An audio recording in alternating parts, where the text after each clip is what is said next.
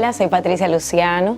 Soy locutora de profesión, además de ser directora de medios. Me formé como licenciada en comunicación social. Tengo maestría en comunicación corporativa y también en publicidad y social media. Además de eso, he tenido muchísimo tiempo formándome como locutora en diferentes ramas, así como también en todo lo relacionado con el mundo de la comunicación, y recientemente me hice coach certificada. Aparte de todo lo antes dicho, soy mamá de un niño de 6 años, fantabuloso. Soy esposa de Edgar Cadena, quien es mi partner in crime.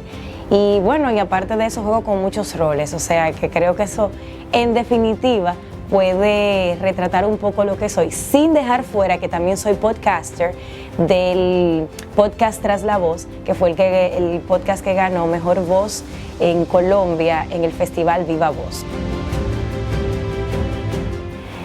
Mi niñez tiene una mezcla, porque primero tenemos una niñez desde un punto de vista donde yo crecí con papá, mamá y hermanos.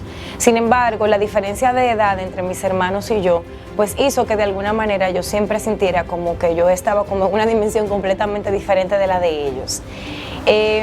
No fue un hogar particularmente como se ven en las películas, de todos juntos y unidos, no necesariamente fue así. Más bien fue como un hogar normal, donde no hubo, gracias a Dios, grandes tragedias, pero tampoco hubo momentos de catarsis, como uno está acostumbrado a ver, donde la gente tuve tal situación y me fue bien. Particularmente en la escuela yo no era nada buena, algo que contrasta mucho con lo que pasó luego cuando yo entré a la universidad. Pero en la adolescencia, sí tuve una adolescencia bastante particular, porque yo como que no encajaba en ningún lado. O sea, yo era el típico patito feo que no tenía como un lugar en ninguno de los grupos. Entonces eso me hacía siempre como sentirme como tal, o sea, fuera de lugar. Y de alguna manera eso me hizo tener también una personalidad dual en cierto sentido. Es decir, por un lado me podía ver muy dura y muy decidida y muy definida, pero por el otro, de manera interna, probablemente yo como adolescente siempre tenía como muchos issues que trabajaba de manera interna. Mira, cuando yo comencé a pensar ya finalmente que yo quería estudiar, yo me encontré con la agradable sorpresa de que cuando se me hizo el examen de aptitud en el colegio, el Politécnico realmente, porque yo estudié en un Politécnico de monjas, además, donde en cuarto de bachillerato éramos 52 mujeres, imagínate tú eso, y dentro de esas estaba yo con todas estas particularidades ya mencionadas. Pero en ese momento a mí me hicieron un test psicológico que decía que yo tenía aptitud para todo, o sea, yo podía hacer lo que yo quisiera si yo me ponía para eso. Y yo recordaba con mucho amor que desde pequeña a mí siempre me llamó la atención la comunicación, porque yo de hecho me acuerdo que un día yo estaba mirando como que las noticias, vi a alguien, no tengo idea de a quién fue, y entonces vi como esa persona miraba el papel y luego miraba la cámara y miraba el papel, y yo fui al espejo e hice el mismo ejercicio. Y en ese momento yo dije, yo quiero estar en televisión, y yo era como muy fanática de Freddy Verasgoico y de esas grandes figuras de la televisión en un momento determinado. Pero cuando yo le comunico a mi papá que yo quiero ser periodista, que en ese momento no era periodismo audiovisual ni nada realmente ocupándose específicamente del área de la televisión, sino más bien que tú te convertías en periodista y luego todo lo demás, que se lo comunico, él se pone como histérico, me dijo que no. Bueno, histérico quizás es una palabra un poco fuerte, pero sí se estresó, porque mi papá venía de la escuela donde los periodistas los mataban por hablar mucho, por hacer cualquier tipo de denuncia. Lo que él no entendía, que luego sí lo entendió, es que a mí lo que me llamaba la atención era la comunicación, no necesariamente la parte de investigativa, porque ni es mi fuerte ni nunca ha sido algo que a mí me llame particularmente la atención. El asunto es que en ese momento yo tengo que tomar un plan B, porque al él decirme, sentarse conmigo e insistirme, yo termino por irme por el área de publicidad, la cual se me estaba dando muy bien. El tema ahí era que económicamente hablando, nosotros, que algo que no mencioné ahorita, algo que pasó en mi familia fue que a mi papá le iba muy bien económicamente hasta que yo cumplí como que 15, 16 años. Entonces pasamos de que nos fuera muy bien a que nos fuera fatal. Y en ese proceso, entonces yo entré a la universidad, y de irnos muy bien, o sea, digamos que íbamos muy bien cuando yo tomo la decisión de que voy a estudiar publicidad, entro a la universidad y la carrera de publicidad era sumamente cara porque todo eran papeles, chinógrafos, reglaté, materiales. Y entonces yo duro arrastrando el bolsillo, buscándole la vuelta, aruñándole todo lo que se podía hacer. Mi papá buscándome la vuelta para que yo me mantuviera en la carrera. Al final yo termino por decirle que me voy a cambiar, porque ahí se dio también otra situación. Mi papá quería que yo terminara la carrera para que trabajara, pero la situación económica de mi casa no lo permitía. Entonces yo tenía que buscar algo que me permitiera trabajar y ser sostenible. Al final yo termino volviendo para la carrera de comunicación, que era donde yo iba a ir en primer lugar.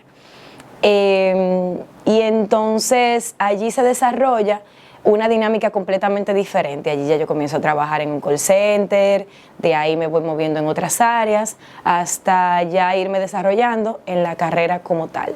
La verdad es que cuando yo comencé, yo no era el estereotipo. O sea, el estereotipo era gente con un perfil muy caucásico, claro, de cabello lacio, etcétera. A eso se le suma que aunque ahora estamos un poquito más gorditos, gracias, en ese momento yo era flaca como un palillo. Y si a eso además tú le sumas que yo no venía con una familia pudiente, un apellido ni nada por el estilo, entonces era como muchos frentes abiertos. Además hay que recordar que, como menciono, o sea, el color de piel no era determinante, pero tú tenías que ser espectacularmente bueno para entonces tú, siendo de color, por lo menos en el caso de las mujeres, estar. Y yo no era particularmente buena, de hecho yo era mucho menos que mala. Entonces, realmente, y cuando yo lo digo así, no es poniéndome por el debajo ni nada, sino porque las cosas hay que llamarlas como son para uno poderlas mejorar. Era entonces que yo no era buena, yo era tiesa frente a una cámara, yo era tiesa frente a un micrófono, no tenía talentos evidentes. Así que, además de todo, de que físicamente yo no respondía, tampoco yo daba esa onda de hay que invertir el tiempo en esta persona para que se desarrolle porque tiene talento. O sea, tenía que tener mucho cariño para ver el talento como tal. Entonces, fueron todos los obstáculos, yo te diría que juntos, porque uno solo es como, bueno, no me quisieron abrir esta puerta, bueno. Pero yo tuve que trabajar primero mis condiciones y tuve que ser muy persistente, lo cual me hizo entender que no hay camino que yo no pueda recorrer si yo no me lo propongo. Pero definitivamente fueron obstáculos muy retadores en su momento, porque tampoco yo vengo de una familia en la que nadie se dedica a esto, que es la otra historia también, porque yo no tuve una guía. O sea, yo no tenía ni idea de cuáles eran los pasos a seguir. Yo no sabía vestirme, yo no sabía comportarme, yo no sabía cuál era lo que más me convenía. O sea, tienen que haber unos videos por ahí desastrosos míos de cuando yo estaba en televisión inicial, donde de verdad yo hice cualquier tipo de locura a nivel de ropa. Entonces, y cuando les digo de ropa me refiero a nivel de imagen en sentido general. Entonces, para mí yo tuve que vivir, creo que cada obstáculo, o sea, y ha sido así. Un obstáculo llega y yo he tenido que buscarle la vuelta. A mí no ha sido, yo he sido muy afortunada, pero mi fortuna ha sido quizás la capacidad de ver más allá del obstáculo. Pero no es que yo no he tenido obstáculos, porque yo creo que yo los he tenido todos dentro de la carrera realmente. Bueno, mira, esto sí es cliché, porque en realidad yo siento que no fue que primero no fue como que en un momento yo lo decidí, yo siempre he sido emprendedora. Cuando yo comencé a trabajar, o sea, hubo un momento en el que yo llegué a tener 4 trabajos: televisión, producción de radio, locución de radio en otra estación y colaborando en una revista, que por no tener eran 4. Entonces para mí siempre ha sido muy fácil, que es la pregunta que todo el mundo me hace, llevar como muchos cartones al mismo tiempo. Por lo tanto, no es como que yo decidí emprender ahora. Ahora bien, sí pasó en el 2010, ya yo recién casada, mi papá había fallecido, viendo alternativas porque económicamente estábamos muy comprometidos, mi esposo y yo. Decidimos, primero compramos unos equipos con la intención de alquilarlos, equipos de sonido y no sé qué. Ese dinero que tomamos un préstamo y todo para esos fines, no nos fue bien. Pero pasó que entre una cosa y la otra, en el 2010 decidimos, el préstamo lo tomamos en el 2008, que fue justamente mi papá falleciendo, ahí me entregaron el dinero. Y luego, 2 años después, decidimos, vamos a poner un programa de televisión. Ese programa me drenó económicamente como poca cosa. Primero, porque no teníamos ningún tipo de ayuda ni del canal. Es decir, ponían el programa y ya, pero no, la promo no se pasaba. O sea, había una serie de cosas que pasaron ahí. Y luego, además de, tampoco teníamos el soporte económico porque las grandes marcas solo le colocaban a las grandes marcas de televisión, es decir, a los grandes. Y nosotros teníamos mal que bien un comercial que era el que ayudaba a pagar el dinero del canal, pero durante muchos meses se sacaba del bolsillo de lo poco que uno se ganaba para poderlo tener. Al final terminamos quitándolo. Pero ahí pasó algo interesante, que es por lo que lo traigo a colación. Esa cámara de televisión que compramos, que nos costó, fue una decisión que tuvimos que tomar. Íbamos a comprar esta cámara, ahora cualquiera compra una cámara. Pero en el 2010, las cámaras son unos camarones así inmensos. Y aparte de lo grande que es esta cámara que menciono, lo costoso que era comprarla y más costoso aún traerla. O sea, fue un dineral. Eso equivalía a cambiar un carro que nosotros teníamos que nos había dado todo tipo de problemas. Al final compramos esta cámara, hacemos el programa durante un año con ella, 8 meses, 10 meses, algo así. Y luego mi esposo pierde su trabajo.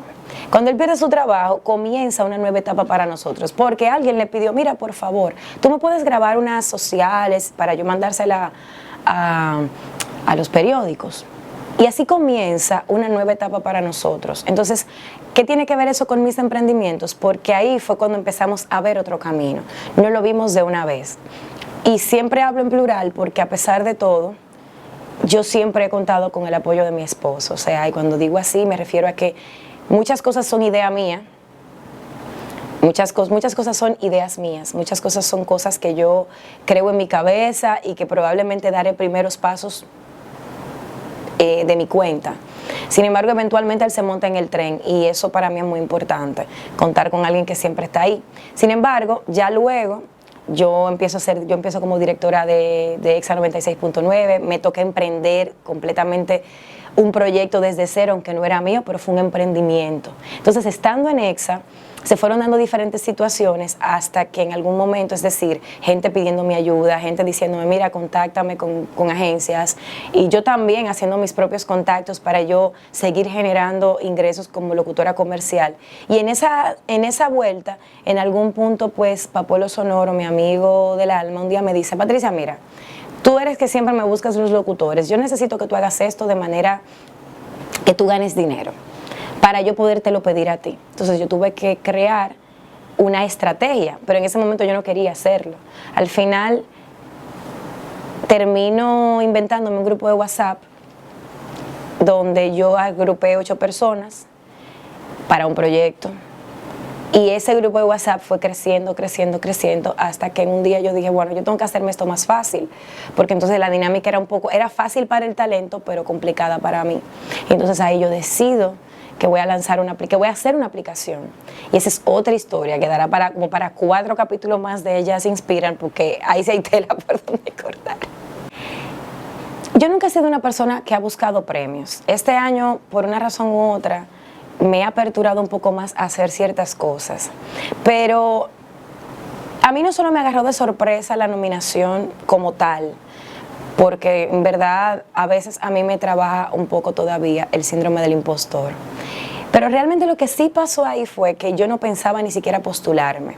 Faltaba como una semana para que se cerraran las postulaciones y alguien en Colombia que siempre consume mi material, estábamos ya preparándonos para irnos a Colombia y manda mi podcast y dice, escuchen esto, lo dice en el grupo. La organizadora dice, pero Patricia, postúlate para podcast. Y yo, bueno, si tú dices, pues vamos a hacerlo. Lo postulo, me olvido de eso. Una semana antes de ir a Colombia me entero con mucha alegría que fui nominada. Yo nunca había sido nominada en nada, en mi vida entera.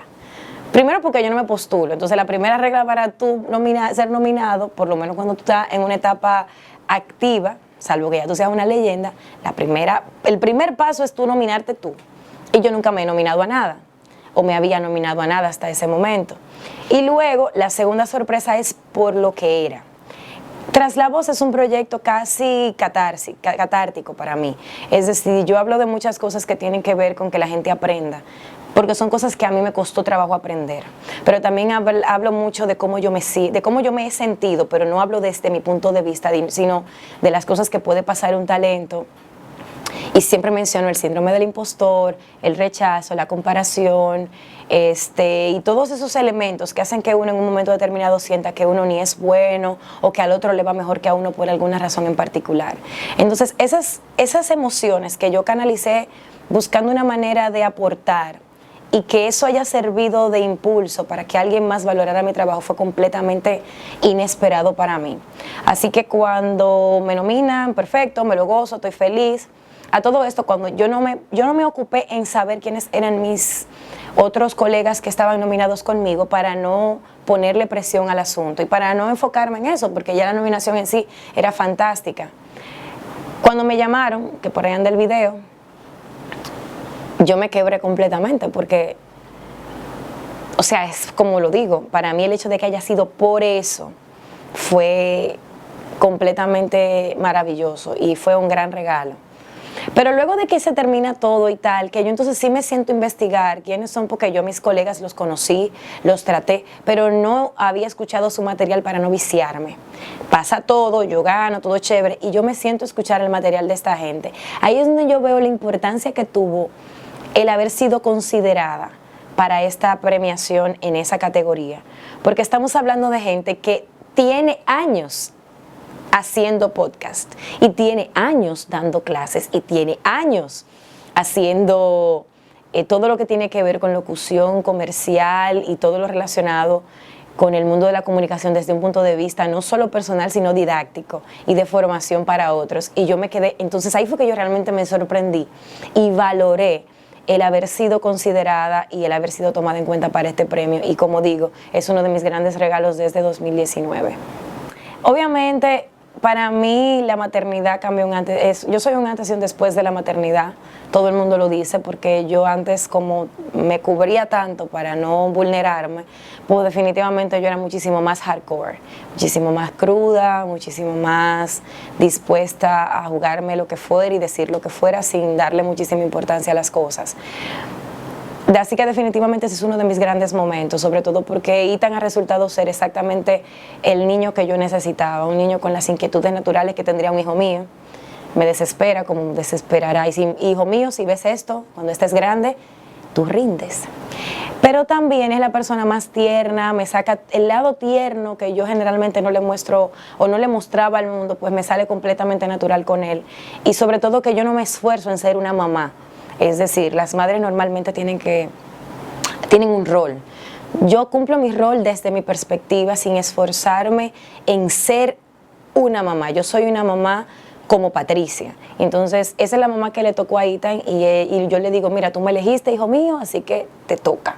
Te toca que yo no sea la más hacendosa haciendo manualidades, te toca que yo no necesariamente esté todo lo pendiente de ciertos detalles, pero entonces lo que nos complementamos es con otras cosas que él vive conmigo, que de seguro tienen mucho que ver con las personalidades de ambos. Pero también me marcó mucho la muerte de mi papá. O sea, mi papá tiene 11 años que se murió y todavía sigo llorando cuando me acuerdo, todavía se me aguan los ojos cuando lo pienso, todavía me sorprendo de que él no haya conocido a su nieto, o sea, todavía eso me duele. Me marcó haberme casado por la iglesia con Edgar, me marcó que nos hayamos casado por el civil en el 2007, porque estamos hablando de que primero yo me casé cuando pensaba que nunca me iba a casar, luego me casé por la iglesia en un momento en el que ni siquiera yo estaba contando con que ese era un paso que ya yo estaba dispuesta a dar, porque uno siempre como que quiere hacer eso en un momento, me quiero casar por la iglesia en tal circunstancia, vestido blanco versión. Sin embargo, cuando ya llega entonces en un momento muchísimo más bonito, porque ya Ethan está en nuestras vidas, es alguien que pudo estar allí, que pudo verlo, entonces fue de otra manera y fue mejor. Y por último, o sea, tú dijiste uno, pero van a ser varios, me marcó la creación de Castaco, porque fue el primer paso que yo di en absoluta convicción o sea, con absoluta fe de que lo que yo pensaba que yo podía lograr, lo podía lograr sola. Es decir, esa idea a mí se me ocurre y en su momento estaba solo en mi cabeza. Y a diferencia de otras cosas que ya estaban creadas, esto había que creer en esto desde cero. Y la verdad es que fue un paso de fe, un salto de fe importante para mí. El yo ver algo que no existía y saber que hay algo que no existe, verlo en mi cabeza, creer que puede existir, llevarlo a cabo para que exista y entonces ver el resultado en carreras, en personas y en todos los desarrollos que se han dado después de, y por eso me refiero a talleres que han venido de ahí, gente que me pide asesoría por eso, o sea, todo lo que ha pasado después de que yo di ese salto de fe por algo que yo pensé, también me marcó. Tenemos que empezar obviamente por mi papá desde el punto de vista del emprendimiento, del crecimiento, de lo fajador que era mi papá.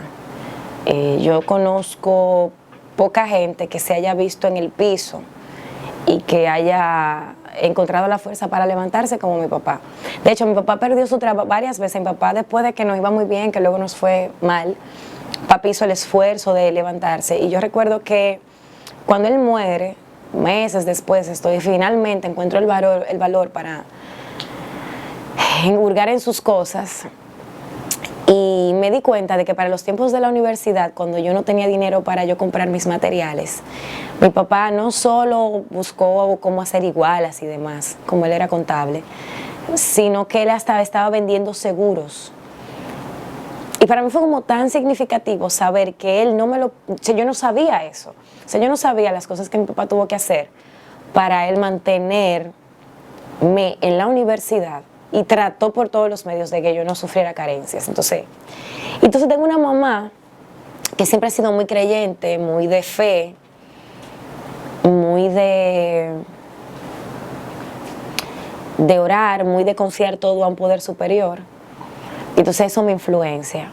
Ya fuera de ahí, creo que a mí siempre, yo estoy abierta a las influencias en sentido general. A mí me influencia todo aquel que sabe lo que quiere y todo aquel que está dispuesto a hacer realidad lo que siente que debe hacer realidad. Obviamente, si me piden nombres, pues voy a pensar, qué sé yo, en una Oprah Winfrey, por ejemplo, desde el punto de vista internacional.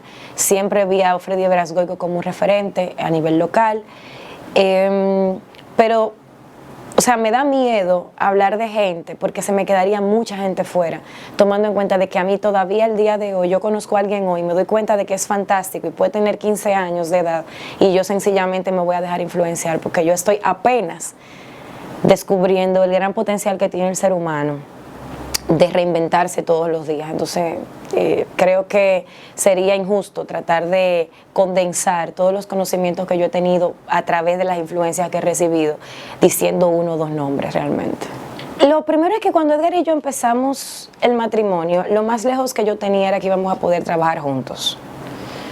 Así que yo creo que el primer punto aquí para cualquier persona, para cualquier mujer que se vea, o cualquier persona que tenga una pareja con la que piensa que no van a emprender juntos, fue que yo tampoco tenía idea. O sea, nosotros no estábamos en una relación diciendo, y cuando estemos casados vamos a tener un trabajo y vamos a tener un negocio juntos. Nunca fue como parte de nuestra relación al principio. La ventaja que tuvimos fue que en un momento determinado los roles estaban cambiados. Yo era la fuerte y él era el soñador. Estamos hablando de muy al inicio de la relación. Sin embargo, en algún punto las cosas se pusieron como en su lugar. Es decir, tuvimos, o sea, como que ya él era como que el rol de, no de macho masculino, sino más bien de hombre. Entonces ya yo me pude permitir yo misma ser yo misma, empezar a crear e inventar y no estar tan atenta a tenerlo todo bajo control, que era mi tendencia en el principio. Cuando esa situación se da, entonces cambia algo, porque pasamos, repito, de, bueno, vamos a hacer esto, que eran ideas que él tenía, a que él entonces se fue convirtiendo más como en mi soporte y yo empecé a dar rienda suelta a mi creatividad natural. A partir de ahí ha sido un camino interesante, porque Edgar es una de las personas creativamente hablando más prósperas que yo conozco, porque es una persona que ve como the big picture, lo que me permite a mí entonces enfocarme en los detalles y decidir crear a partir de los detalles. Entonces eso ha hecho que nuestros emprendimientos poco a poco hayan ido floreciendo. Si algo me ha enseñado, bueno, siempre, pero yo creo que yo fui capaz de verlo hace pocos años, y particularmente este año, es el valor de la sororidad, que es esa hermandad que hay entre mujeres que se apoyan. porque no hay nada más poderoso que el apoyo de una mujer. Somos muy comprometidas, estamos las unas con las otras, viendo los proyectos y enamorándonos de ellos. Así que yo creo que mi primer y mayor consejo para una mujer que quiere emprender es que busque su tribu. Y más que buscarla, porque realmente es tu vibra que atrae tu tribu, pero más que buscarla es que se enfoque en lo que quiere tener de esa tribu. ¿Qué quieres? O sea, tienes un emprendimiento de cuidado del cabello, excelente, pero ¿cuáles son esos clientes que quieres atraer? Y sobre todo, ¿quiénes son las personas que tú quieres que te acompañen? Si algo yo hubiese querido es tener esto más claro desde un inicio, porque yo venía precisamente por todo lo que he tenido que pasar, sin ánimos de victimizarme, yo siempre me acostumbré a hacer las cosas sola. Y entonces el entender que yo no tenía que hacerlo solo fue más complejo para mí, fue más intenso para mí que trabajar como tal. Entonces hay que dejarse ayudar, hay que aprender a recibir, como emprendedores, las ideas están, pero el trabajo que se logra cuando tú tienes apoyo es sencillamente fantástico. Y yo he tenido la buena fortuna de que cuando estuve lista para entenderlo, he encontrado muy buenos apoyos en mujeres fantásticas y en hombres fantásticos también, que han creído en mí y que han decidido ponerse de mi lado para apoyarme a cumplir mis sueños y en mi caminar para ayudar a otros a cumplir los suyos.